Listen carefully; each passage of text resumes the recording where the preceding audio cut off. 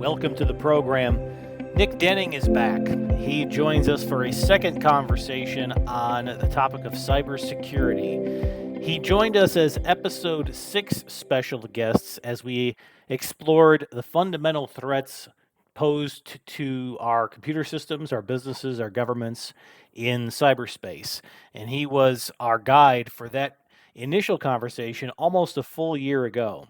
As a reminder, Nick is the CEO of Diegesis, a UK-based tech consultancy supporting organizations looking to develop, integrate, or migrate legacy systems to the latest cutting-edge frameworks. His team also delivers a cybersecurity management platform called Cybersecurity Policy Monitor, CSPM, to help small and medium-sized businesses set up appropriate and cost-effective security policies. So Nick is in this game and has been in the business of IT and tech security in one form, fashion, or another for a very long time. His career as a professional goes back to the 1980s, not to mention his time in the British Army. So we wanted to take that initial conversation, and I encourage you to go back and listen to episode 6 if you're not familiar with Nick, if you've not heard anything about the topic of cybersecurity before, or specifically how companies, businesses, governments, nonprofits can protect themselves and should be protecting themselves. That was a good primer, and we spent a lot of time talking about risk assessments that businesses can take as they determine what level of security that they need to stand up right now and those they need to invest in for the future. We explored the dark world of cyber criminals, of phishing scams, of producing response plans for companies that have to respond to cyber criminality. We talked about the vulnerabilities in subcontractors and suppliers to businesses. We talked a little bit about government policy related to critical infrastructure cybersecurity, common mistakes that businesses make in this space, and where the responsibility should and does lie for cyber attacks. It was a great primer. I again encourage you to go back and listen to that show. Now, you don't have to listen to that to listen to today's episode, but if you want to get a better understanding of Nick, his work, and his background, as well as the fundamentals of this space, episode 6 is a good place to start. But what we wanted to do in this episode was to explore all that has happened in the years since Nick and I talked. And for anybody who's been paying even somewhat attention to the news, it feels like ransomware attacks, data breaches are constantly part of our daily headlines now. I live in the state of Texas in the United States, so we have had some high-profile data security issues both in our local governments here, which included one of our county assessors' offices. These are the folks, for those listening around the world, we have our property taxes assessed by our counties, and a lot of that data gets centralized, and then we can access that data through big central portals. Well, one of those, and we know multiples of these around the country, have been breached, and in one case was held ransom by a cyber criminal network. One of the largest employers here in the state of Texas, which is public knowledge, AT&T, was the subject of a cybersecurity incident that required some resetting of passwords, but also made potentially vulnerable people's public information. This is one of our large internet and cell phone providers in the United States. And those are just a couple. There have been countless stories of this. So it's not new, but it does feel like there's a lot more happening. And I thought it was an important time to bring an expert on this in to ask that question. Is it just my imagination? Is it just our imagination? Or are there really more ransomware attacks than ever before? Are there more data breaches than ever before? And what does that tell us about how little protection businesses and potentially governments are establishing to avoid these very instances from happening at all, let alone happening with such frequency? So we talked a little bit about those issues of trends, but we also wanted to cover artificial intelligence. We only breezed past that in our first conversation, but so much has happened in this space. There's so much more awareness around how AI can be both an offensive weapon for cyber criminals, but also a defensive tool for companies, businesses, governments, and individuals trying to protect themselves. So we spend a little bit of time talking about the risks and benefits coming from AI, both generative AI and future state forms of it that can be applied to a cybersecurity framework. We talked about the importance of proactive cybersecurity measures and those who are doing it well and what that looks like. We talk a little bit about issues like insurance.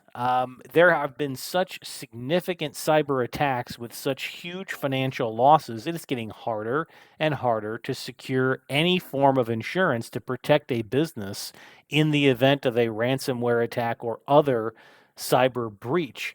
And this could be a potentially very significant issue for our economy as a whole if e-commerce businesses are at the risk of going out of business if just one significant data breach occurs to them, whether it was their own fault or the fault of a supplier.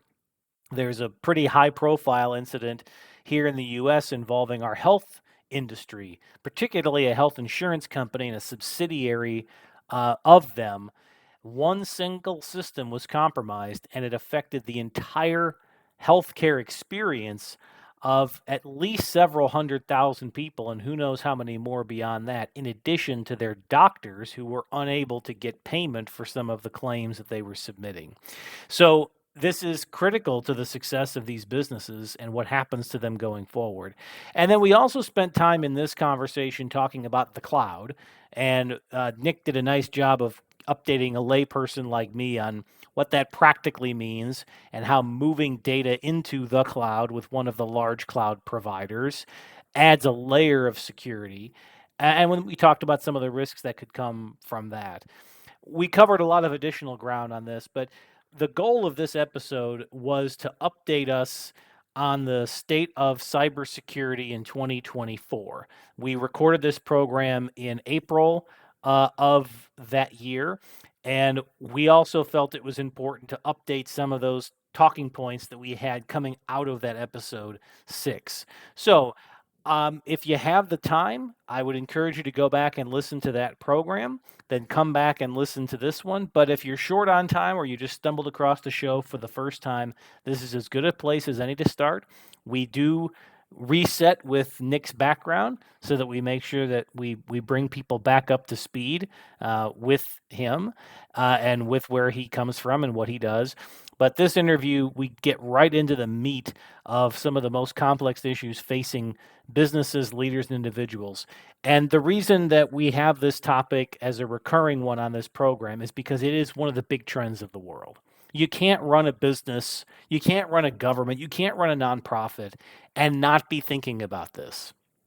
It is one of the most fundamental elements of a business today and likely going forward is how to secure your data and how to ensure that your customers' data is not compromised and how to ensure that your own systems are safe so that you can continue to serve your customers, serve the public, and if you're an individual, how to protect your own data from scammers.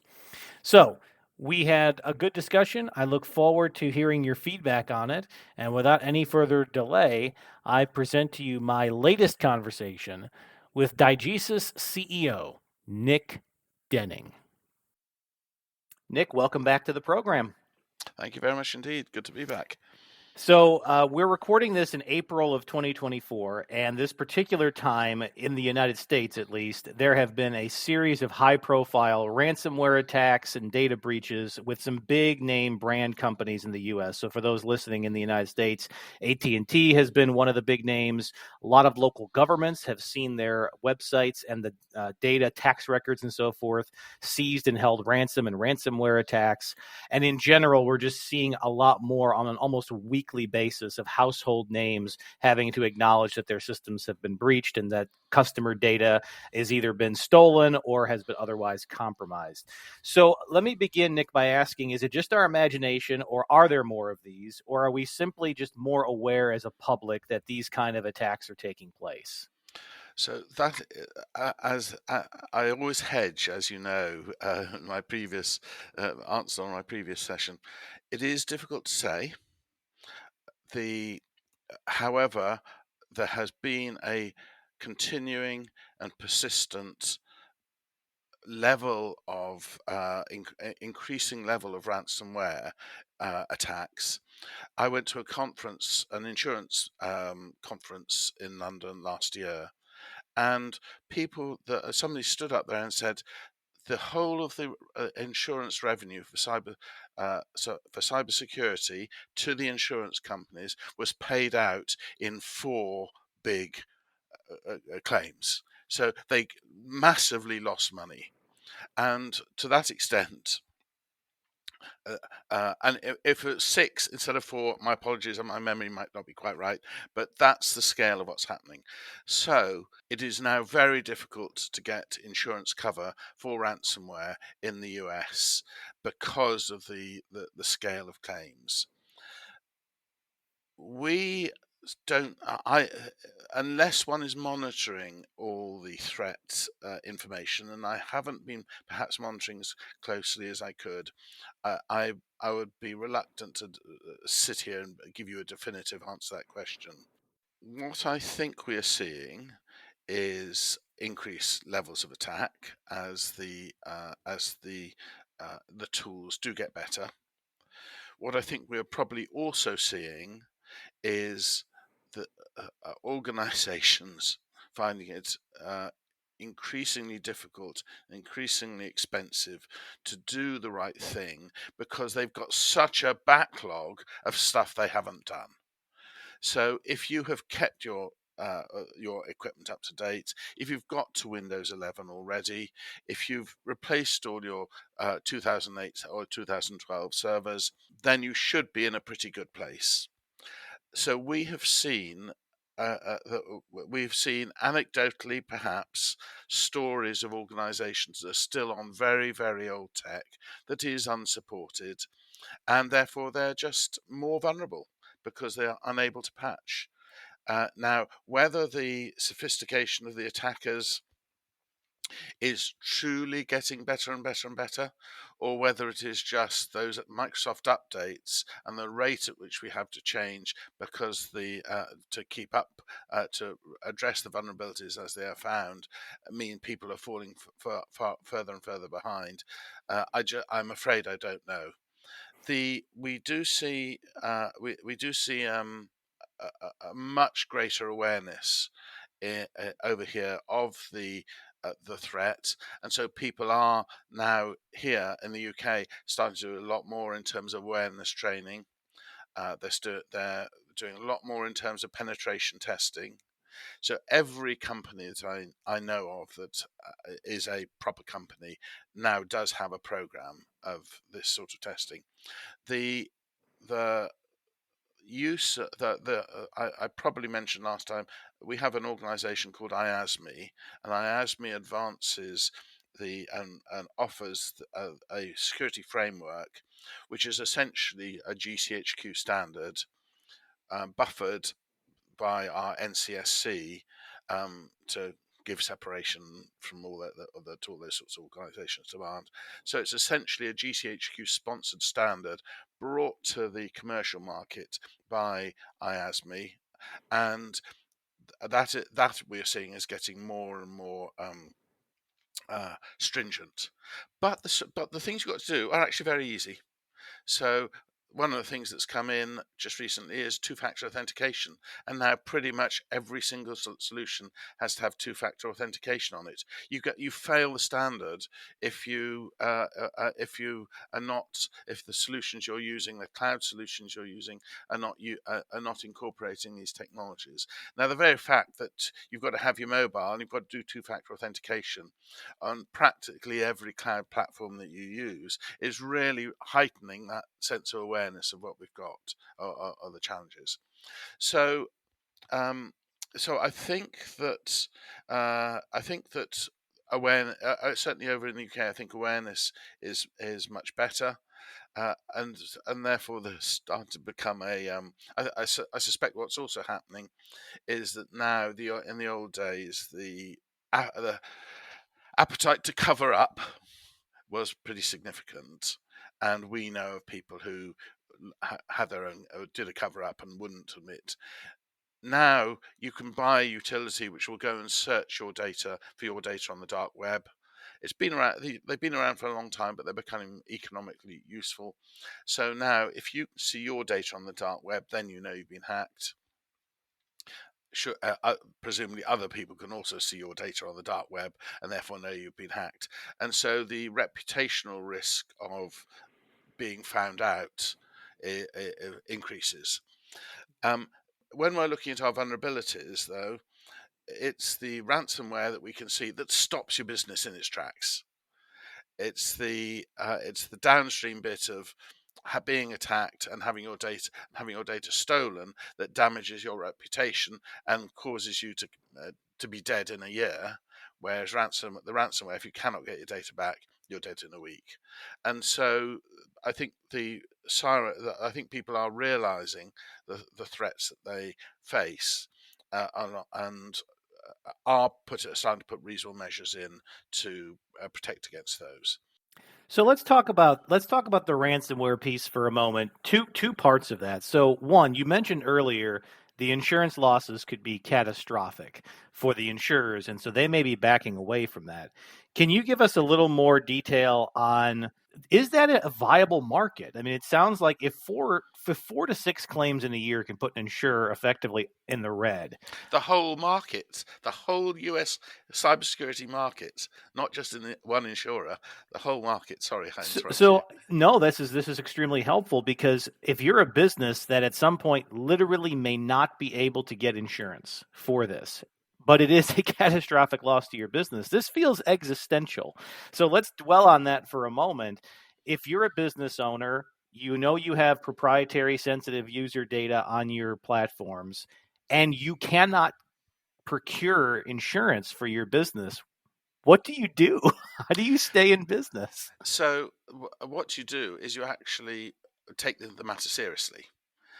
There are organisations that we partner with that are working with insurance companies to create a package of tools and utilities so that they have a much more heightened set of defences against ransomware.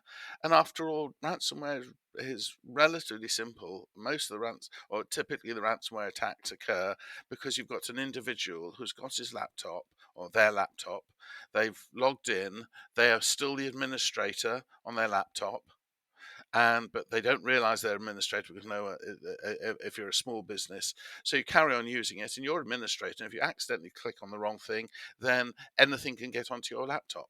And then if you now take your laptop off and connect to another organization's infrastructure because you've been allowed to, then then that's the way in. And there is the classic from about 15 years ago of the air conditioning company being the point for a major attack into a very large corporation. I can't remember the exact details, but they're all on the web. So what we're seeing now we think we're pretty good at our security, but our customers, when we go and work for them, are now issuing us with laptops to get into their environments that are really well secured. I was talking to a colleague who does a lot of work for government, and in previous years, they would not be allowed to do anything off-site because pandemic forced people to look at this issue. The people are now being allowed to work on sensitive government contracts off-site because the level of security around their platform, their laptop, has just, and the ability to configure it has just improved hugely. So there is a lot of work going on in the right places to create this security framework, but it's not cheap.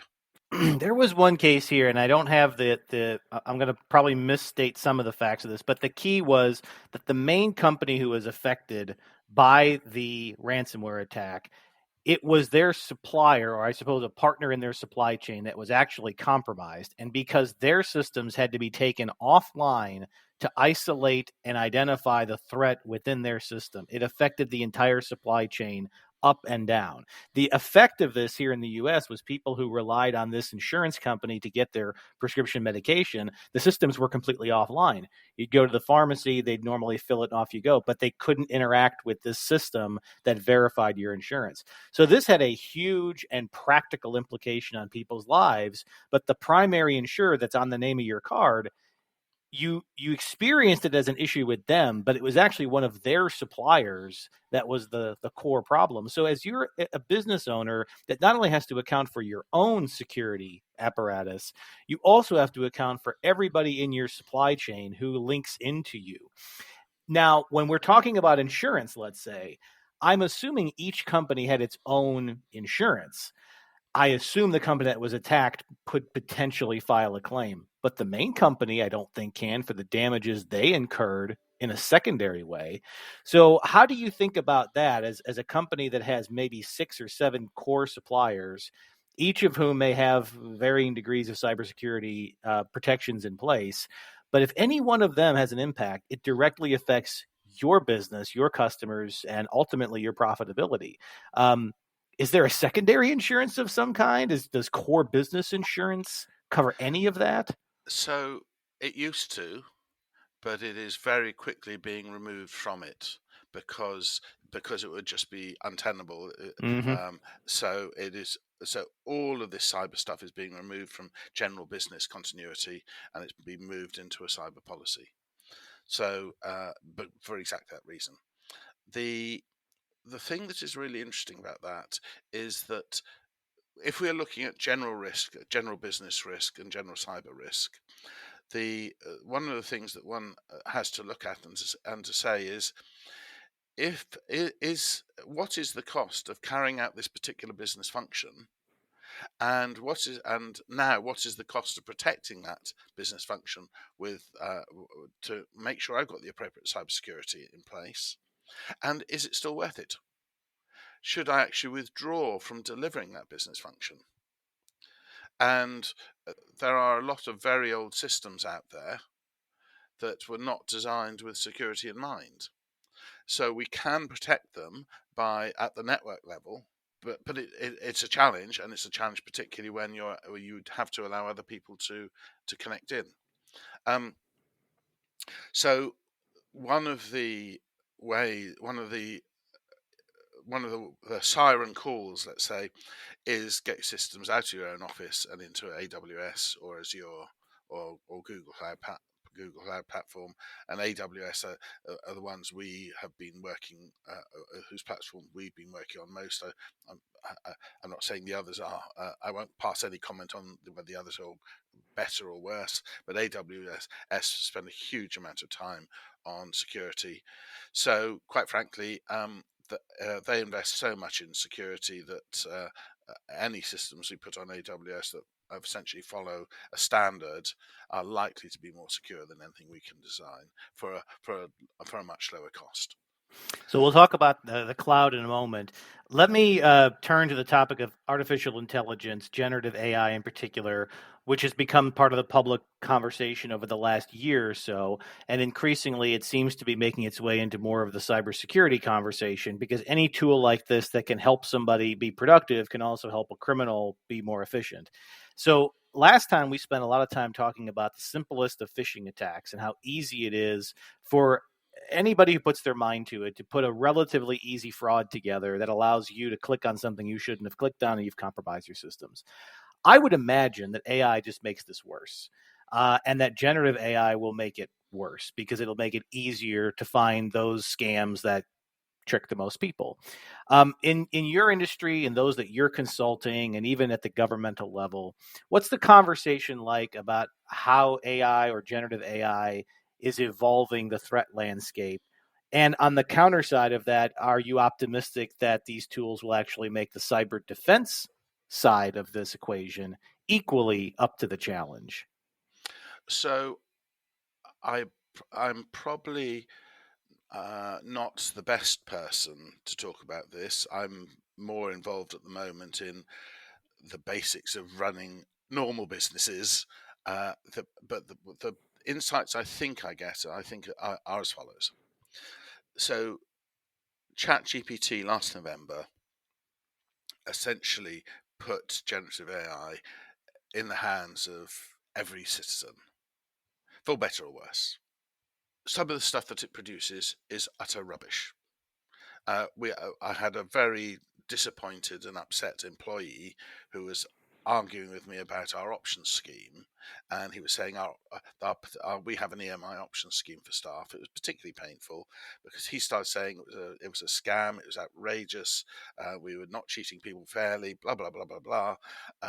It was not a good way to remunerate people, and he'd used chat GPT to ask questions of option schemes in general, and it completely missed the the point that we were offering a UK based EMI authorized HMRC EMI option scheme, which is an incredibly lucrative and attractive way to motivate people to share in the wealth of the business. So, it was a very destructive conversation because he'd already gone around showing other people that why were they working for us, because this option scheme wasn't worth the paper it was written on.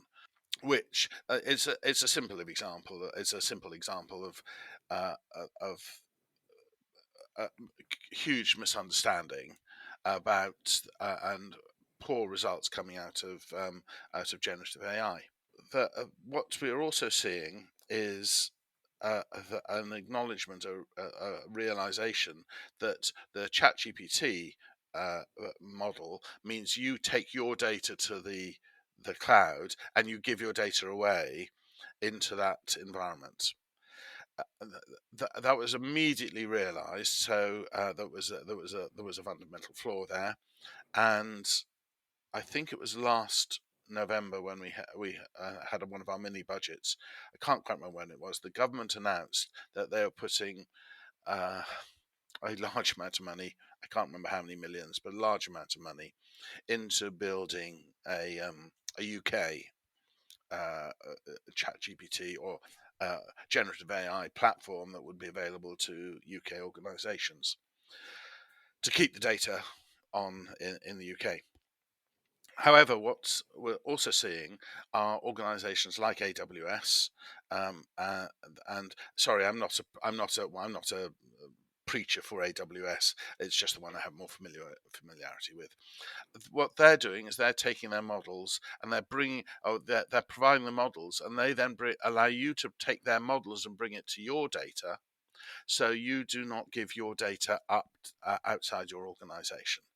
And that seems a really interesting way to start to look at this. GDPR, our GDPR regulation at the moment says you cannot use uh, AI technology unless you can explain. You cannot use AI technology to make automatic decisions that affect and impact your other people and your customers and citizens unless you can explain how that decision has been made, if so asked. And until ChatGPT can truly explain that and show you and answer and illustrate the the logic going back to the how that proposal, decision, advice was made, then will they give you that insurance policy, or will they give you that insurance policy at that particular price, at the acceptable price? Then we're really not supposed to be using it, and or large organisations not supposed to be using it. So it is coming up. We see most of the AI bits get their publicity when people have doctored photographs. Hmm. And we've had the poor old Duchess of Cambridge, Princess of Wales, got slammed for touching up a photograph. And I don't know exactly how she did it the other day, but it's made changing photographs a really hot topic at the moment. Um, the so so I think what we're doing is there's a much it's coming back to this much greater heightened awareness of all the things that ChatGPT can do, and just trying to encourage people to say, does this seem right? What's the evidence? And I made an idiot of myself in a meeting by repeating something which I now am sure was an April Fool, where we have we have we have Harry Kane, one of our famous English footballers, who's working for playing for um, a Bavarian soccer team, and this article said he's not going to be allowed to play for in the coming Euro competition unless he plays for Germany, because there's a German rule that says if you're living in Germany, you must play for the German team. Yeah, Harry Kane, and I was repeating this. I suddenly thought that's nonsense. I must be. It must. What date was I looking at the article? But there's an example of how there's a tradition of fooling people, and we have to keep our antenna up. We have to keep our self-awareness. We have to just constantly question everything we have in front of us. We've always done it when we've been listening to somebody talking down in the bar. Is this a person talking complete rubbish, or is there substance to that argument? We've always had our water mitties. We've always had our ex-SAS, ex-SEALs, people wandering around who are completely fabricating stuff. Well, it's the same sense of awareness that we've had to apply to all information flowing through us, and we've just got to get better at not if the computer says no, and always challenging the computer. And I think, in a sense, that ChatGPT and this stuff is really heightening uh, the computer says no questioning.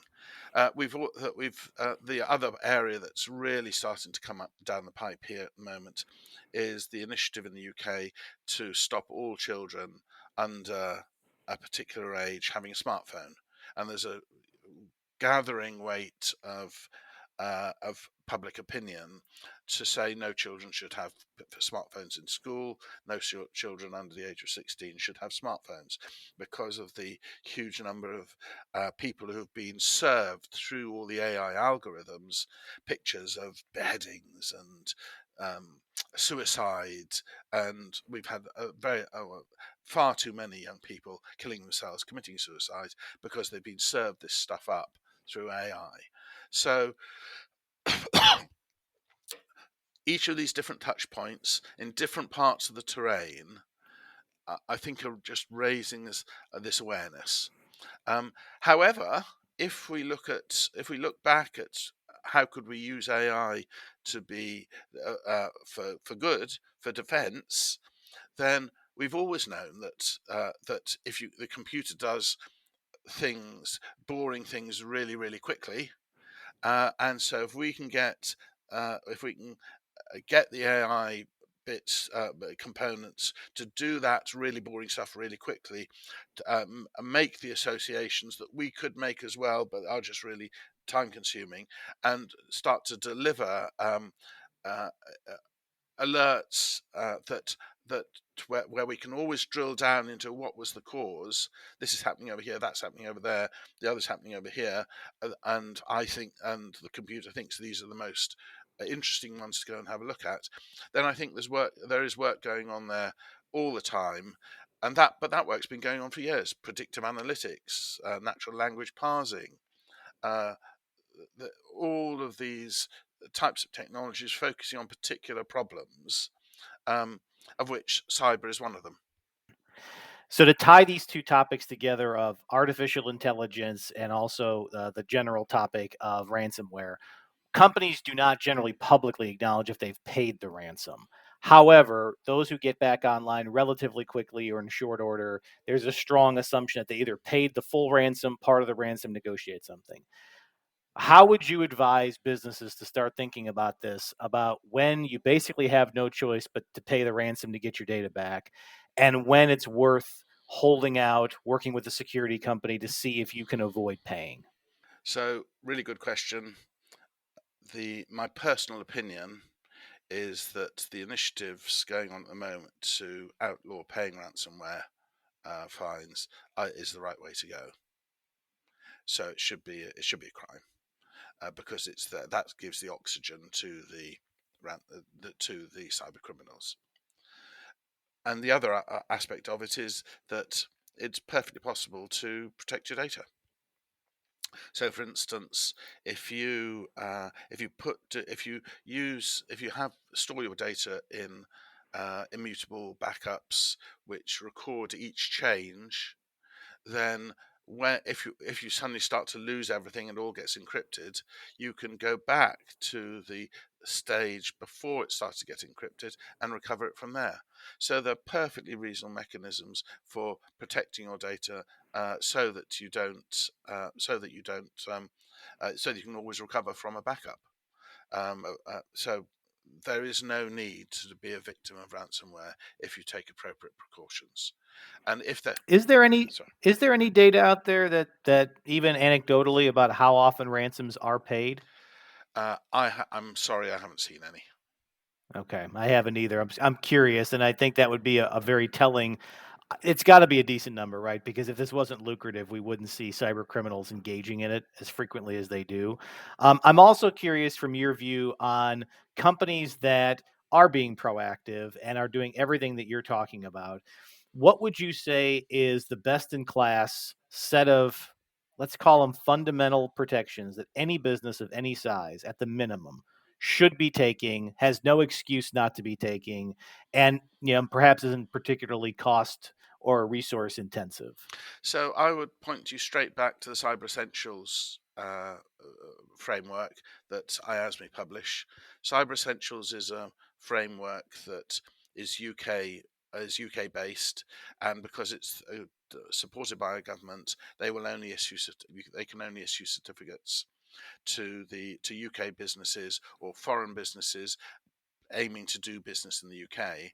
However, IASME have produced an alternative standard called the Cyber Baseline, which is separate but essentially the same thing because the controls are the same thing. It's all about what are the framework of the underlying controls that you're going to put in place, and that cybersecurity baseline is being taken out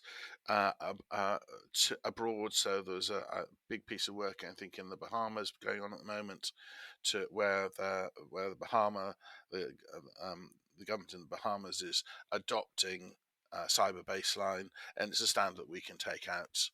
And it's the great thing about the way IASME frame their standard is if you answer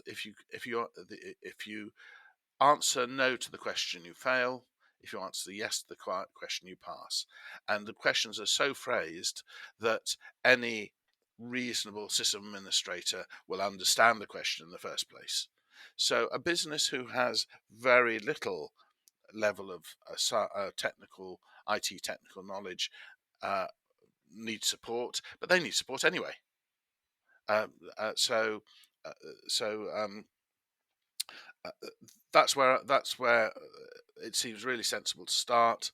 Getting the next level up is the IASME assurance piece, and then there is a small delta of things that are not included that you have to do extra to get yourself to fully 27,001.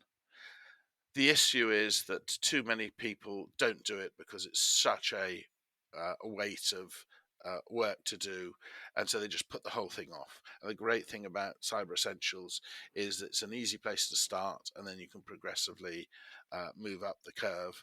And it also encompasses everything. So it looks at your people, it looks at your awareness, it looks at your a kit, it looks at your processes.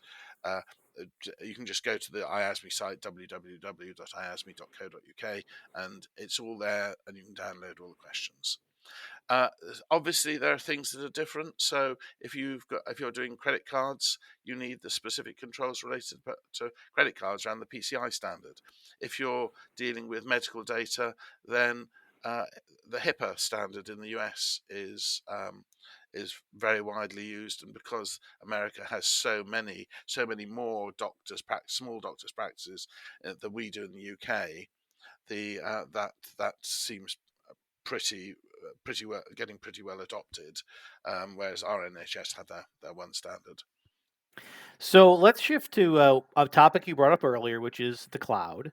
And why don't we begin by recognize there might be some folks listening to this who are less technically savvy than others. So let's define that term for folks so we don't lose anybody. And then your opinion about what it does, having your data in the cloud for your cybersecurity posture. Sure. So if you imagine a few years ago, you would have a server sitting under your desk. And then we realized that wasn't really good enough, and the servers got more sophisticated, and we needed air conditioning. So we've had a little computer room. And the computer room grew as we started to use more and more servers. But there's the tin, you can see it, you can poke it. Then we used a product called VMware, virtualization technology, which basically said I can now, instead of being limited to 16 gigs of memory on my server, I can buy a server which has got 500 gigs of RAM, just of RAM. And so I can now build, and I can now build a really fast I/O platform with lots and lots of disks underneath, and I can make those all go really, really fast. But if I've got a computer that big, I'm not going to run just my account system on it. So you break it into little boxes, little virtual machines that sit there, and you share the CPU power out across all those separate computers. And imagine that you stacked up all your laptops, and instead of the laptops talking to their own disk, they all talk to an underlying big disk. And that's essentially what we built, because the technology would do it. So, but then every few years, every 5 years, that you have to throw that machine away because it's no longer supported, and it's £1 million a pop, easy for one of these rigs. So that became incredibly expensive. And also, there'd been one thing that had been done really well, which was with this VMware technology.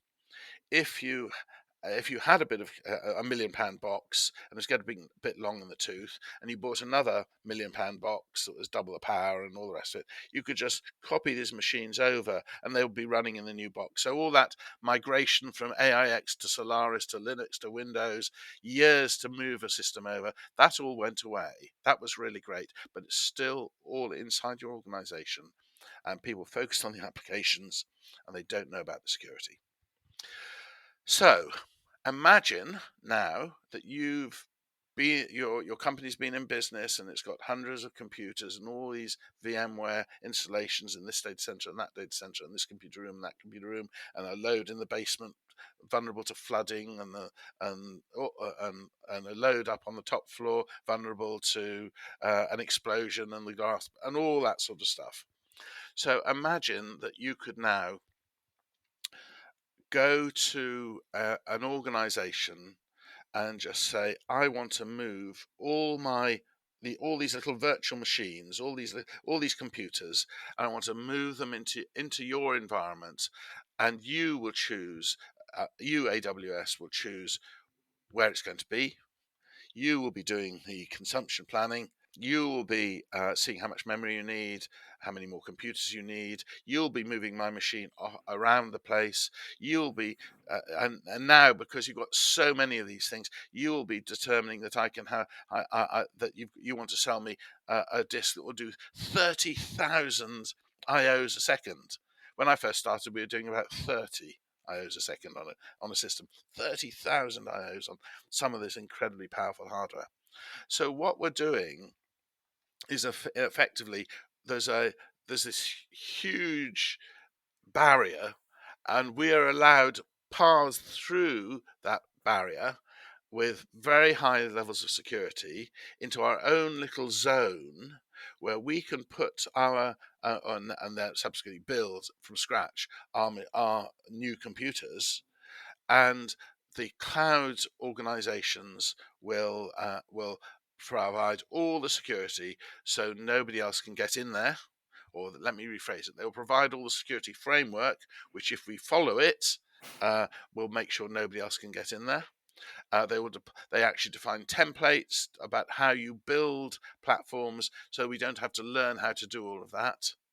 And then progressively so the first step was we just took all our computers and put them in this secure area, and then we were given log-on privileges to get into our zone, but nobody else could get in. We could see, and only we could see it. And then all of a sudden the facilities started getting more and more and more. So we've got immutable storage. We have all of the amazing extra facilities, so that, for example, if you've got disks which you have put a huge amount of load on, they're quite expensive, and you pay dollars, tens of dollars potentially per hour to use that. If you've got a massive amount of data you want to be backed up, and the chances are you will never use it, but you just need to know it's there, then it's incredibly cheap to store that data in the cloud, but very expensive on the few occasions that you want to recover it, or relatively expensive on the few occasions you want to recover it. And then there's all these shades of grey of all the different facilities you can get from to deliver the computing engines we also used to have on-prem. So that stage one, that was take all our computing into the cloud and just pay for what we need.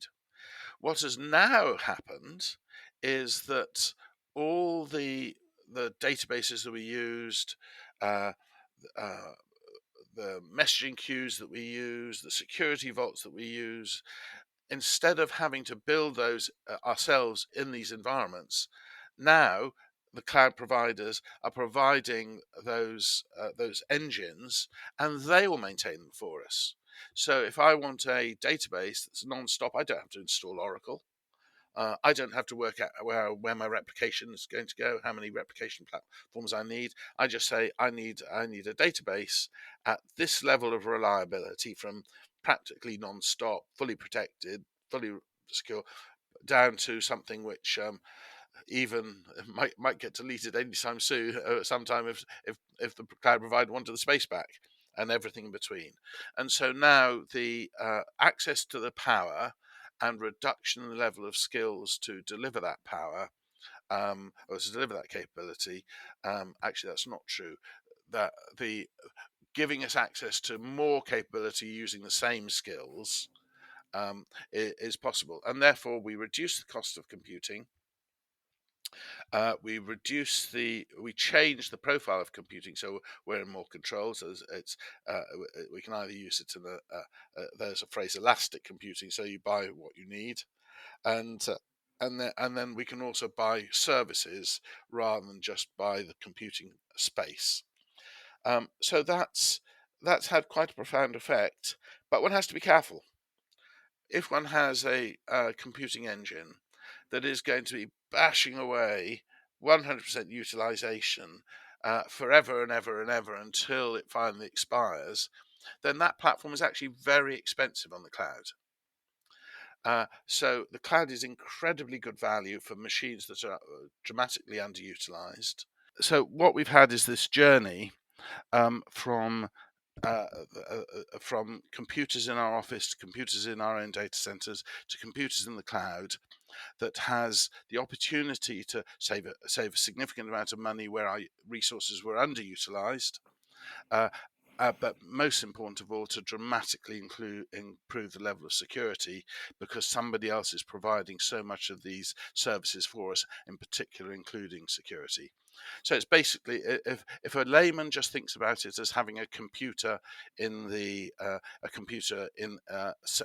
in somebody else's office, that's the best way to think about it. When one starts to ask serious questions, then the issue becomes, where is that computer? Where is my data? What protection is around there? And so the cloud providers, the serious ones like AWS, have data centers in its geography, and they guarantee that your data stays in that geography.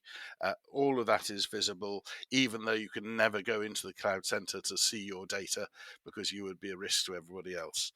But all the interfaces, all the screen interfaces are accessible via your browser, and you can get in and control everything from your desktop, subject to the security constraints.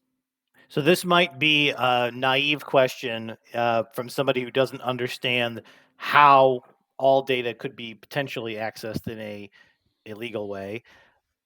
The layman would likely listen to everything you just said and hear all the benefits for the companies, but that sounds like a lot of trust in the hands of a very few number of cloud providers, which in and of itself, in any other environment, centralizing that much trust in one creates a sort of a single point of failure. If they get compromised, everybody gets compromised. Is that an overly simplistic way of thinking about this? So, so yes, I think it is. It's a problem we've had forever. Uh, what happens if our electricity goes down? What happens if the water stops coming out of the pipe? We've got national providers in the UK because we're only a buckshy 70 million people. And if we lose those services, then everything stops. So exactly the same is true in a sense of these cloud providers. The issue is that it is such big business that if any one of them didn't do their job properly and lost their reputation, then their business would be ended. Uh, the uh, and The consequence is they put so much effort into security that they do a job 10 times better than any ordinary company could do. Does that make them more of a target potentially? Yeah, but then that's why we have that's why we look at our critical national infrastructure, because it's all a target. We spend a lot of time worrying about people getting into our pipelines, getting to our nuclear power plants, or making sure no one can pull the sluice gates up and flood the whole of the country. We spend a lot of time doing that, and we spend a particularly large or a large amount of time is spent by these providers to protect these resources. And of course, they're not all in one. We haven't got all our eggs in one basket. They're very carefully designed, so there are different data centers and different availability zones, and they're all partitioned with very effective protection technology. They're all protected between countries. It's a non-trivial thing for a company, for one of these organizations, to set up a data center in another country. Um, so it is all taken incredibly seriously. The impact is your data. If you are providing you put the reasonable level of hire reasonably properly trained people, then it is almost certain that your data is more secure in a cloud provider than it would be if it's on your own premises. And the interesting point there is that these vendors make really focus on training their staff and really focus on training our staff. So the level of professionalism and the level of certification is very, very strong indeed. So I'm curious if there's any assessments that you have of new or emerging tactics, trends, things that you're seeing businesses having to counter that we haven't seen before. I'll bring up one just because it came up on a different conversation on a different topic, but it was a conversation around encrypted messaging apps. Yeah. Now, in the context of that conversation, this was more about the delivery of misinformation, disinformation, or trying to manipulate larger groups of people in one way or another, and it's hard to really counter that if it's an encrypted space that only you and I can even see what we're exchanging. So that was one that I had not really thought about before. So I'm curious how you all think about new and emerging technologies or widely used technologies like encrypted messaging and how that creates new vulnerabilities. And if there's anything else that you've seen beyond sort of the garden variety phishing scams, ransomware scams that we've hopefully all been educated on, is there anything new in this space that we should be looking for? So I'm not at the coalface, as I mentioned earlier. So I take a slightly different perspective on this. But if we let's just dwell on the encrypted messages piece for a moment. If you go and have a look on your app store and look at the terms and conditions on all these encrypted messaging technologies in the App Store, you'll find that they're not secure. The vendor is allowed to go and monitor all your messages. They're not secure. Go and look at the WhatsApp, Teams. I'm not quite so sure about things like, is it Signal? Is another very popular one. The only one we know of where is from a company called NetSphere, and NetSphere has a technology which is where the corporation maintains control. So all your data is held in the corporate platform and not on your phone. So it is not because it's not your data. It's the corporation that you work for, the data corporation you work for. One of the really interesting vulnerabilities of WhatsApp is the fact that it uses a mobile phone number. So anybody with a mobile phone number can get on there. And therefore, if you expose your mobile phone number on there, you're exposing your mobile phone number for other people to use. Whereas products like NetSphere use your corporate email, and so if you leave the organisation, you're denied access to your corporate email. It's very easy to turn you off. From from a practical perspective, the likes of WhatsApp, which I think is owned by Facebook, Meta, isn't it? And Microsoft owning Teams. Well, again, though they've got those terms and conditions, if they abuse them, then it would be pretty serious. So they're not exactly about to do that.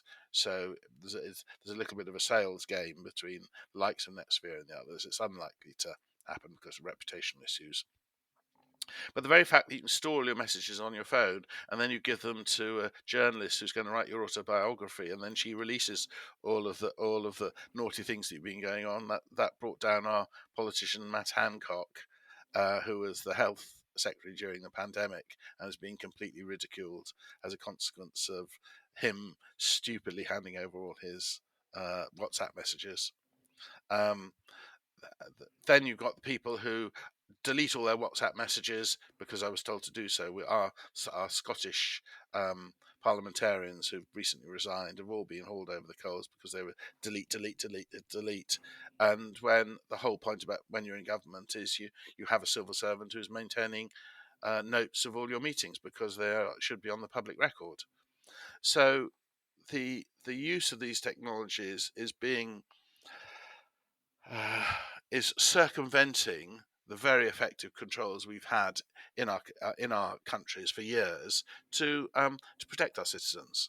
So actually, you're not allowed to encrypt any telecoms because organisations like our GCHQ, NSA, all those other ones have the right to listen in to protect us. So with their own set of very stringent rules to make sure they don't abuse it. And I don't believe they do. Anyway, so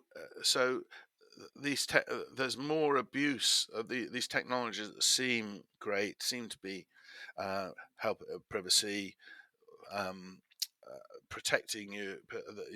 The movements that think the big state is after them feel secure because the state can't see them, and actually they're just more insecure and more vulnerable, and they should be voting for the right politicians to sort that out, not to create even more chaos.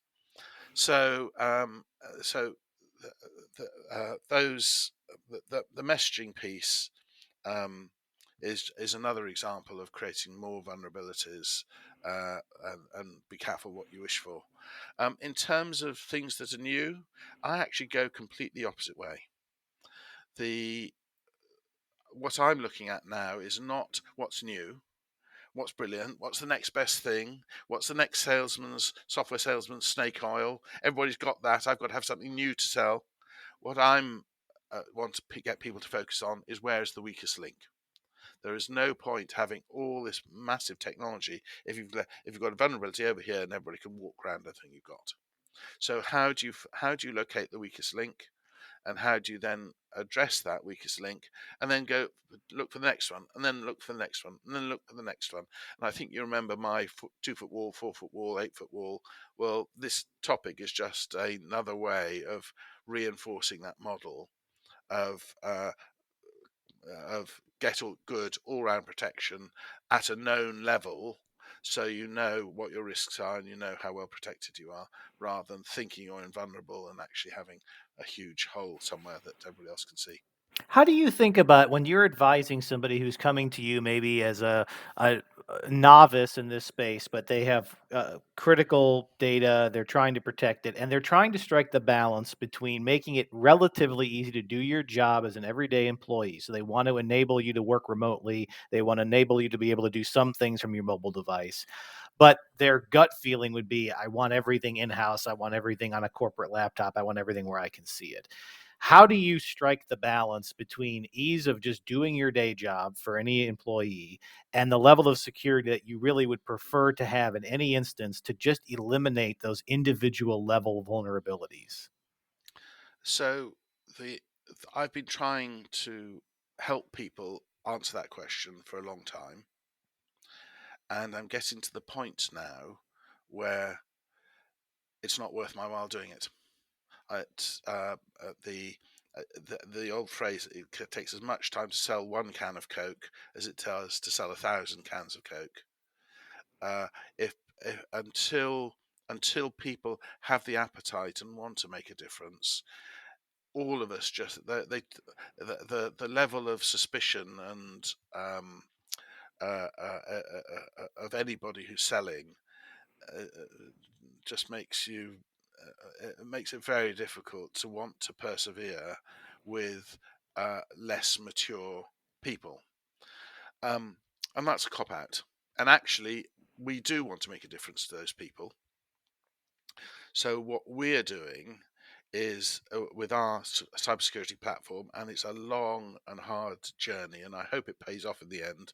We're trying to make our platform so simple that anybody can log in and be guided through their cybersecurity journey.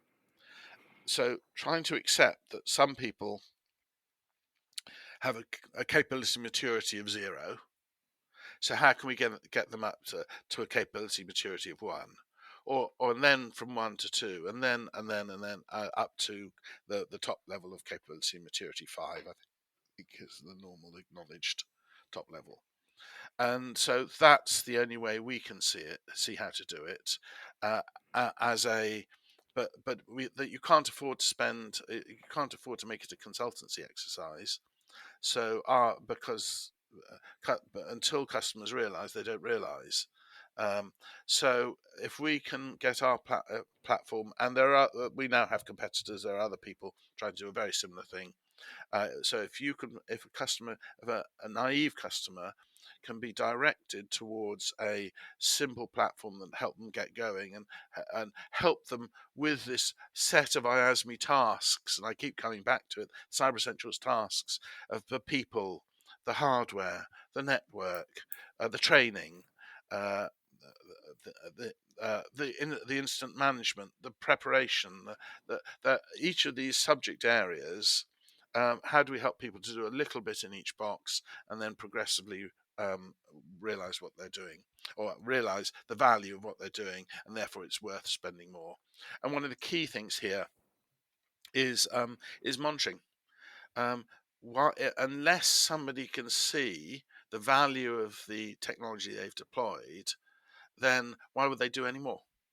So the need to have these tools that will collect data from each of your technology points and present it in a dashboard and give you real-time feedback is vital.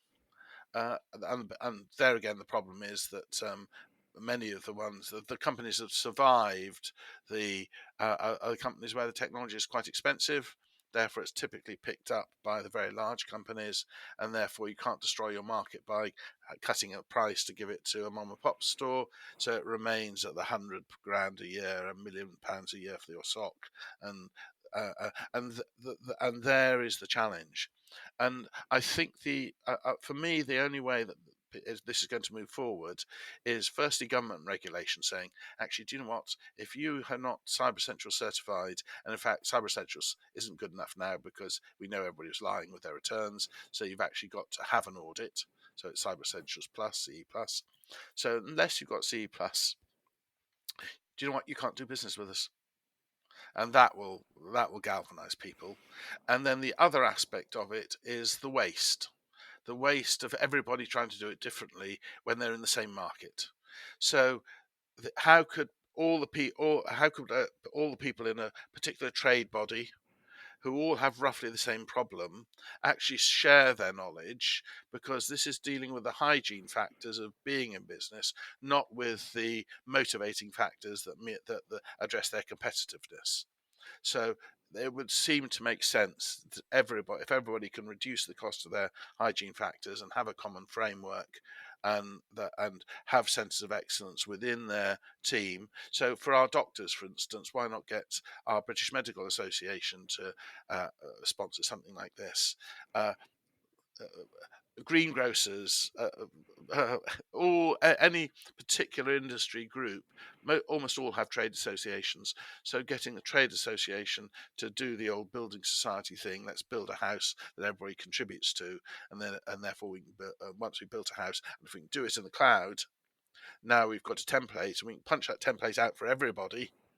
Once we've proved that template for one person, one organisation. So I think that's the route that we have to go down, and and actually the cloud. I think the cloud providers get it, and it's just how do the middlemen, how do organisations like us make it sufficiently low cost to get a customer engaged without while we can still make money, because it doesn't take us too long to make that engagement happen. So we'll wrap on this topic. We could spend a lot of time talking about the what I have identified as sort of a skills gap in our education system and our economy. But let me pose the question this way: if we agree that cybersecurity and risk mitigation should be built into every application, every business from its earliest days, then perhaps it becomes less about hiring cybersecurity specialists and it becomes more about training people to have these skills as a natural part of their job as developers, as UX designers, as CEOs for that matter. This just becomes part of your education. Here in the United States, I can tell you that it's not really a core part of how people are being educated as they go through any of their professions. Everybody's sort of being educated in a specialty way. I don't know if that's different in the UK or if it's different around the world. But how would you advise all of us to be thinking about getting the next generation ready to step into these senior positions of responsibility, businesses, governments, and nonprofits, knowing that this threat is never going away, and we have to start building our systems with these threats in mind? Where is the right place to start educating people about what that means? And do you feel that there is either an education gap, a skill gap, or a specialty gap that our school systems and our college systems need to start addressing? This is a very interesting topic. Um, when I recruit people into our company, everybody wants to be a full stack developer, because that's that's the buzzword. It's crazy. I can hire, or we can engage full stack developers working in the Philippines or in Vietnam, or nominally in the Ukraine until very recently. We can engage very highly capable people at less than I have to pay my staff. But they don't get it, because that's what the market has peddled to them, that the only thing that matters is being a full stack developer. What actually matters is being a professional software engineer in our industry, and the skills you need as a professional software engineer uh, are if you look at something called Sophia Plus Skills Framework for the Information Age, it's a chart. Oh goodness, I haven't counted them. 300, 400 skills in it. It's a folder all. It goes all the way up your wall. It's all the different areas, and staff need to be engaged to be a professional engineer who is going to be able to embrace all of these subject areas and design systems. You need to be able to cover a large number of those. So, but unless somebody's going to say, actually, uh, I must hire someone who's qualified, and therefore, if I go and hire a CTO, that CTO has got to have their own professional indemnity insurance. They've got to be accountable for the work that's going on underneath them, and therefore they've got to be paid for it.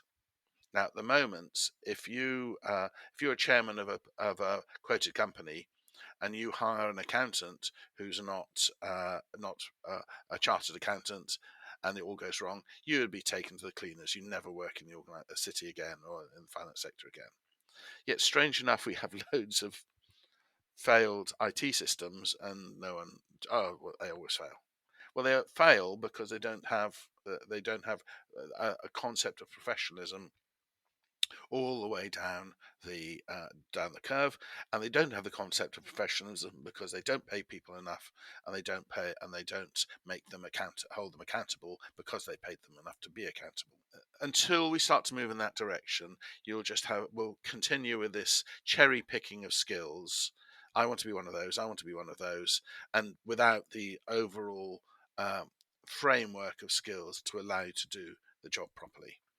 And so whatever we teach our children at school, if it's or our young people at university or our new joiners coming into the industry, unless it's within an overall governance framework that allows them to know where they work and understand the importance of engineering, and that they get paid for the investment they make, rather than just churning out 10,000 lines of code a day. It's actually about factoring in all these other factors. Then we are destined to carry on doing things, making the same mistakes again. What's it? The Einstein's theory of um, insanity, and all the other various discussions around that topic. So, what do we need to do? It's all about methodologies, it's all about standards, it's all about professionalism, and it's all about rewarding people.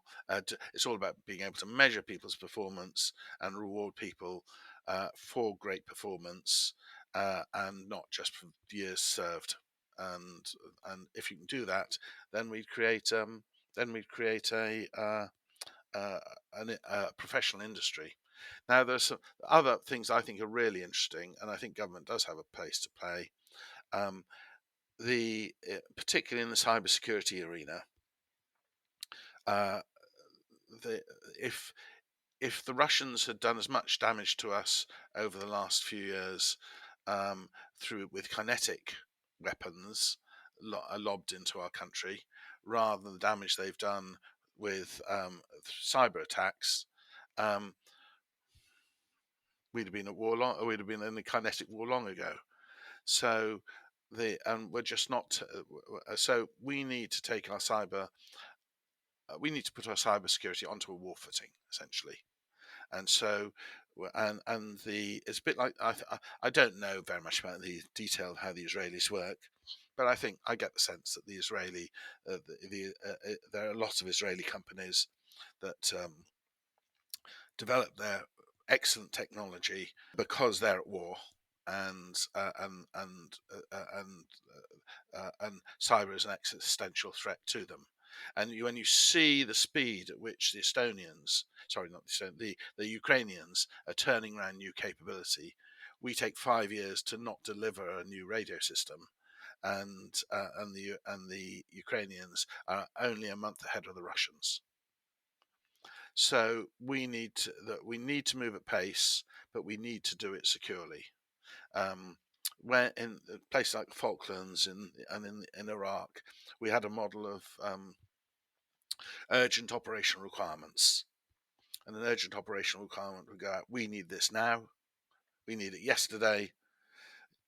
Deliver what you can, and whatever you can do is good enough. We had exactly the same thing, so we've got that in defence. We had exactly the same thing in the pandemic. We're short of PPI kit.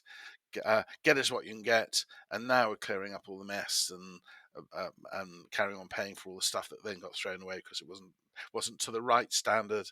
We opened all these Nightingale hospitals, massive, great hospitals with the wrong beds, so they all got chucked away, and none of them were used in the end. But it was a risk mitigation activity. So if we had another 100,000 ill people, so I don't wish to denigrate anybody that was doing that. They're all doing it for the best intentions, but we don't think strategically enough. We don't. We're run by cost accountants, not by risk managers. And so the cost accountant will save £1 tomorrow and incur £10 of risk for next year. Instead, we should be spending the pounds. We should be spending that pound now to minimise our to reduce our the risk in the future, and also to optimize our flexibility, and to invest in components that we can then realign, we can reuse. There's a whole software reuse is a whole subject in its own right, but it is practical. We can develop components that will allow us to move at pace and allow us to do horizon scanning and to allow us to invest in what's coming down the pipe. A really material factor is generally speaking, Parliament and our lawyers are not thinking strategically in the future. They're thinking so they're always in catch-up mode. Why don't we have more working groups which are thinking about what laws might we need in place in 5 years' time? So let's have a public debate about the efficacy of those laws, and get those laws drafted and potentially get them on the statute books, but subject to a confirmatory order for when we need them, if we need them. Rather than always being catch up, and so and that's strategic thinking. How effectively, how do we galvanise our country? How do our politicians provide leadership to our country to galvanise us to do the right things and educate us to do the right things, and give us a part in that decision-making curve, rather than just having a political class that try and do it all, but they can't because they're not qualified, because they're just politicians. So it's a really, really interesting topic about thinking for the future, and the skills issue is exactly one of those. What are the core skills you need? There are too many people who go on there are too many people who say, I've done computer science. No, they haven't. They've done a long programming course. So the fact they know a bit about Java and a bit about Node-RED and a bit about JavaScript and a bit about Python, any good Fortran programmer can write Fortran in any language. So the issue is the methodology about how do you write good code and how do you test good code. But because you can swap languages very, very simply, they all do roughly the same thing. But what you can't do is swap the methodologies about how do you design big systems, how do you manage people to build their components that will work together, and therefore, how do you make sure that if you take a bit of the system away because it's failed, the rest of the system can carry on?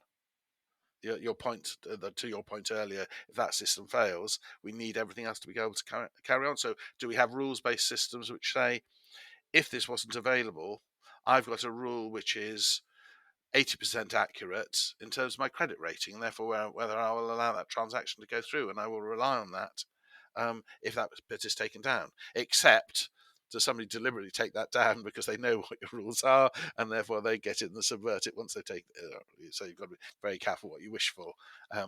But it is fundamentally thinking about how do we get the maximum out of each one of our citizens? How do we educate our citizens so they get achieve the maximum of their potential in a environment where our populations are shrinking?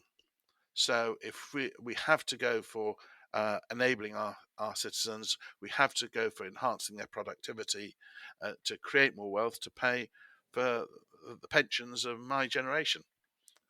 So really interesting area where as soon as one starts to talk about education. You've been very generous with your time, as always. Appreciate it. We have your LinkedIn and Twitter from your last appearance, so we'll get that posted, as well as your website. Is that still the best way for people to reach out if they have any particular questions for you or want to learn more about your business?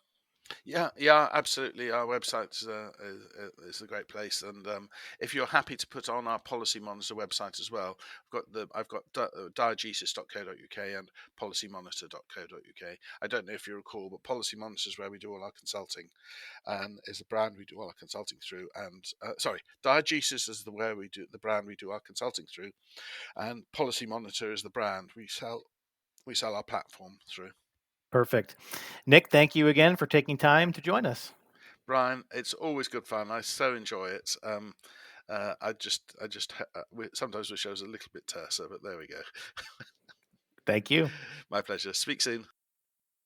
We could probably talk about this topic literally for hours and still not cover all the different elements of it. But as a closing thought, and something that occurred to me after we wrapped the interview and potentially is the subject of a future conversation on this program, we haven't really dove into cyber weapons. We've talked about a lot of the tactics that cyber criminals use to access systems and what they do with it. Ransomware is a good example of that. These are just modern day digital criminals who hold data hostage looking for money. But state actors, those in positions of military authority, there are some complicated cyber weapons that are not designed for criminality, but are designed for kinetic use. And I use that term very specifically because there are cyber weapons that can have a real world destructive impact. I don't know that Nick spends a lot of his time thinking about that kind of activity because most companies are not subject to that. But I look at some of the topics that we've covered on this program, and we've covered war, for example. We know how many conflicts there are, active conflicts around the world. It would be silly of us to think that there's not a version of those physical conflicts happening in the cyber world. And we know that there have been some cyber attacks against Ukraine, for example. We know there were some cyber attacks attempted, at least, against Israel as part of their conflict in the Middle East. And there are other actors around the world that have tried to use these means to take down systems, whether they're critical infrastructure or otherwise. So we know that this is a real thing, but we haven't necessarily seen a large scale direct destructive cyber attack where the goal was not blackmail or short term disruption for a political or other purpose that was orchestrated by more of a criminal network. We haven't really seen one that was led by a military or perhaps a secret wing of a secret service within a country that affected a large number of people. But we know that these weapons exist.